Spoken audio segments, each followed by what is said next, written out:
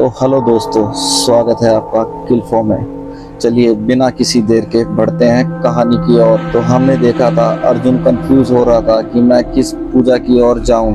तभी ट्रक वाली पूजा अर्जुन को पुकारने लगी, अर्जुन मेरे पास आओ। तभी नदी के किनारे खड़ी हुई पूजा उसको पुकारने लगी, अर्जुन वो असली पूजा नहीं है, असली पूजा मैं हूँ। तभी तुरंत ट्रक धीरे धीरे अर्जुन की ओर बढ़ने लगा। अर्जुन ने कुछ नहीं किया, उसने अपनी आंखें बंद की। उसे पूजा की आखिरी बात याद आई, सच्चा प्यार कभी किसी की जान नहीं मांगता। उसने तुरंत ट्रक की तरफ नहीं बल्कि उस नदी किनारे खड़ी लड़की की ओर दौड़ लगा दी। जैसे ही वो वहां पहुंचा, लड़की की आंखों से आंसू बहने लगे। अर्जुन, मैं ही असली पूजा हूँ, लड़की ने कहा। जिस रात मेरा एक्सीडेंट हुआ था, मेरी आत्मा दुनिया से जा नहीं सकी, लेकिन एक काले साए ने मेरा रूप ले लिया जो लोगों को अपने जाल में फंसाता है। इतना सुनते ही पीछे खड़ा ट्रक जोर से कांपने लगा। उसमें बैठी नकली पूजा की हंसी पूरे हाईवे पे गूंजने लगी। उसका चेहरा धीरे धीरे बदलने लगा। कुछ ही पल में वो एक भयानक साए में बदल गई और वो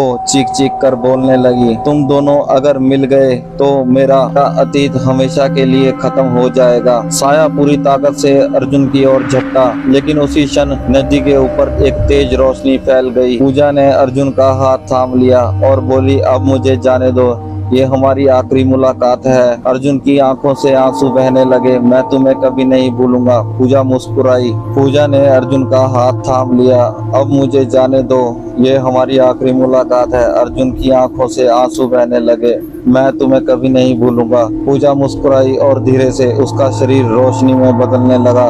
जैसे ही वो पूरी तरह रोशनी में बदली और उसी उजाले में समा गई, तभी वो काला साया धुएं में बदलकर हमेशा के लिए गायब हो गया। उसी पल वो ट्रक भी हवा में घुलने लगा और जैसे सुनसान हाईवे पर फिर से सन्नाटा छा गया। कुछ देर बाद अर्जुन ने अपनी आंखें खोली। वो नदी के किनारे पड़ा हुआ था। सुबह हो चुकी थी और राहगीरों ने उसे बचा लिया। कुछ महीने बाद अर्जुन आखिरी बार उसी पुल पर गया। उसने नदी के लाल गुलाब का एक गुलदस्ता बहा दिया और मुस्कुराकर, अलविदा पूजा, इस जन्म में नहीं लेकिन तुम्हारी याद हमेशा मेरे साथ रहेगी। अचानक हवा का एक हल्का झोंका आया।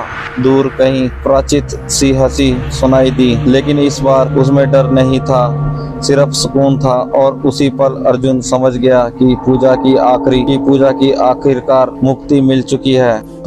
तो दोस्तों, कहानी समाप्त। चैनल को सब्सक्राइब करना ना भूलें।